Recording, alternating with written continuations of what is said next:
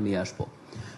জুলাই সনদ নিয়ে বিরোধী দল কথা বলছেন, কথা তারা বলবেন, এবং বিরোধী দলের কাজই হচ্ছে তারা সরকারের সাথে যেসব জায়গায় কনফ্লিক্টিং পয়েন্টস আছে সেগুলো নিয়ে কথা বলবেন। কিন্তু আমরা খেয়াল করব জুলাই সনদ নিয়ে আদিতেই একটা ডিবেট ছিল, এবং বিএনপি তখনও নির্বাচন হয়নি, নির্বাচনের আগে তার অবস্থান স্পষ্ট করেছে সবসময়। মানে এই যে জুলাই সনদ বাস্তবায়ন বা জুলাই সনদ বলতে আমরা কি বুঝবো এ নিয়ে একটা অস্পষ্টতা আছে, তাই না?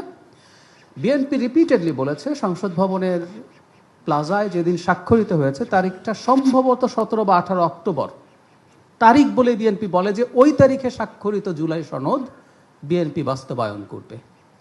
ওই একই জায়গায় বিএনপি আছে, সেটার জন্য যা যা করা প্রয়োজন সব কিছু করছে। ওটার মানেটা হচ্ছে ওখানে বিএনপির কিছু জায়গায় নোট অফ ডিসেন্ট ছিল। ওই সময়গুলোতে আমরা প্রচুর মিডিয়াতে কথা বলেছি, বিএনপির নোট অফ ডিসেন্ট নিয়ে অনেকের আপত্তি ছিল, অনেকের সমালোচনা ছিল, কিন্তু বিএনপি এই কথা কোনোদিন জানাতে কার্পণ্য করেনি যে এগুলো তার নোট অফ ডিসেন্ট। সে জনগণকে জানিয়েছে যে এগুলো সে করবে না, দ্বিমত প্রকাশ করছে।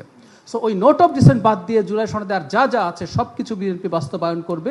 এর মধ্যে একটা বড় আলোচনা হচ্ছে সংবিধান সংশোধন নিয়ে। আপনারা জানেন এটার জন্য একটা কমিটি তৈরি করা হয়েছে, ওইটার প্রথম বৈঠক হয়েছে এবং এটা চলমান থাকবে। আমি রিপিট করছি, স্বাক্ষরিত জুলাই সনদ উইথ নোট অফ ডিসেন্টস। বিএনপির বক্তব্য এটাই ছিল, অন্যান্য দলেরও তো নোট অফ ডিসেন্ট ছিল, তারা যদি ক্ষমতায় আসতেন তারা তাদের নোট অফ ডিসেন্ট বাদ দিয়ে বাকিগুলো সংস্কার করে ফেলতেন। বিএনপিও সেটা করছে এবং আমি আপনাদের কাছে এক্সপেক্ট করব বিএনপি তার এই প্রতিশ্রুতি যেটা নোট অফ ডিসেন্ট, তার নোট অফ ডিসেন্টের বাইরের জিনিসগুলো সে করছে না, সেটা যদি হয় তাহলে বলবেন। এবং আমি বিরোধী দল যারা আছেন তারা তাদের রাজনীতি করুন, কিন্তু আমরা আশা করি জনগণ এই ব্যাপারটা বুঝতে পারছে। ধন্যবাদ।